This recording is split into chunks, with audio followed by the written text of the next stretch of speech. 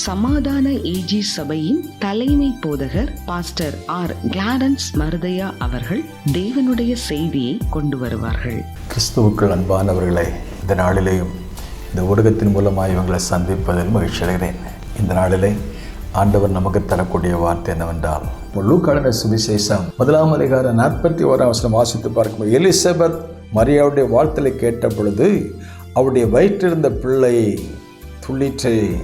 Elizabeth பரிசுத்த ஆவியினால் நிரப்பப்பட்ட போது. இந்த நிகழ்ச்சியை கவனிக்கிற அருமையான தேவனுடைய பிள்ளைகளை, நீங்களும் பரிசுத்த ஆவின் அபிஷேகத்தை பெற்றீர்களா? பரிசுத்த ஆவியினால் நிறைந்திருக்கிறீர்களா?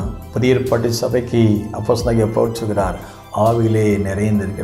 Be filled with the Spirit. We need a special touch from heaven. Heavenly anointing. ஆதி காலத்து பெண்கள் அற்புதத்தை பெற்று அற்புதத்தை உலகத்திற்கு கொண்டு வருவதற்கு அவர்கள் ஆவியிலே நிறைந்த ஒரு வாழ்க்கை வாழ்ந்தார்கள். இயேசுவை தேவன் பரிசுத்த ஆவினாலும் வல்லமையினாலும் அபிஷேகம் பண்ணினார், நன்மை செய்கிறவராக சொல்லியிருந்தார். எலிசபெத் பரிசுத்த ஆவினால் நிரப்பப்பட்டு, அன்றைக்கு மரியாவுடைய வாழ்க்கையிலையும் நான் ஆண்டவருக்கு அடிமை என்று சொல்லி, நான் இது எப்படி ஆகும் என்று கேட்ட பொழுது பரிசுத்த ஆவியான ஒரு மேலே வந்து இறங்குவார். எலிசபெத் மேலேயும் இறங்கினார், மரியாள் மேலேயும் இறங்கினார். அந்த எலிசபெத் மேல் மரியாள் மேல் இறங்கின அதே பரிசுத்த ஆவியானவர் அன்றைக்கு இயேசு கிறிஸ்து மேலும் வந்து இறங்கினார். ஞானஸ்தானம் பெற்று கரையேறின போது இறங்கினார். அவருடைய முதலாவது பிரசங்கத்தில் சொன்னார், கர்த்தருடைய ஆவியானவர் என் மேலே இருக்கிறாரு, தரித்திரருக்கு சுவிசேஷ பிரசங்கம் பண்ணி அபிஷேகம் பண்ணினார் சொன்னார். எலிசபெத் பரிசுத்தாவினால் நிரப்பப்பட்டு வீட்டில் சும்மா உட்கார்ந்தாலும் அவங்க வாழ்க்கையில் கர்த்தர் பேச ஆரம்பித்தார். என்ன பேச ஆரம்பித்தார் என்று வாசித்து பார்க்கிறோம். உரத்த சத்தமாய், ஸ்திரீகளுக்குள்ளே நீ ஆஸ்வதிக்கப்பட்டவள், நீ ஆஸ்வதிக்கப்பட்டவ, உன் வயிற்றில் இருக்கிற பிள்ளையும் அது ஆஸ்வதிக்கப்பட்டது, ஒரு கற்பத்தின் கனியும் ஆஸ்வதிக்கப்பட்டது.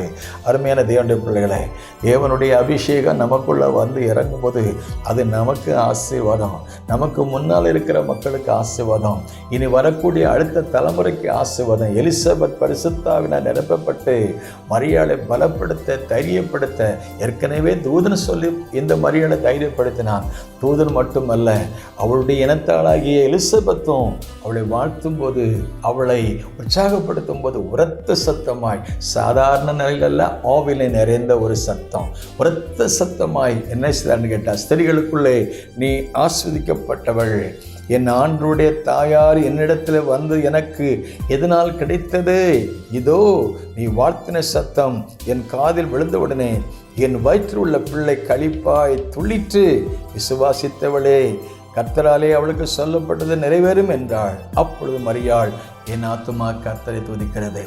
எலிசபெத் பரிசுத்தால் நிரப்பப்பட்டது போல, மரியாள் பரிசுத்தாவில் நிரப்பப்பட்டது போல, அவருடைய பிள்ளைகளும் கூட களிப்பாய் துள்ளிற்று.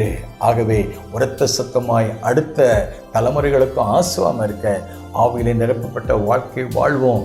கர்த்தர் உங்களையும் நிச்சயமாய் ஆசுவத்து உங்களையும் பயன்படுத்துவார். தேவனால் கூடாத காரியம் ஒன்றுமே இல்லை. பரிசுத்த ஆவி வரும்பொழுது நீங்கள் பலனடைந்து எருசலேம், யூதேயா, சமாரியா, பூமியின் கடைசி பரியந்தமும் எனக்கு சாட்சிகளாயிருப்பீர்கள். May God bless you. என் தேவனால் கூடாததொன்றுமில்லை,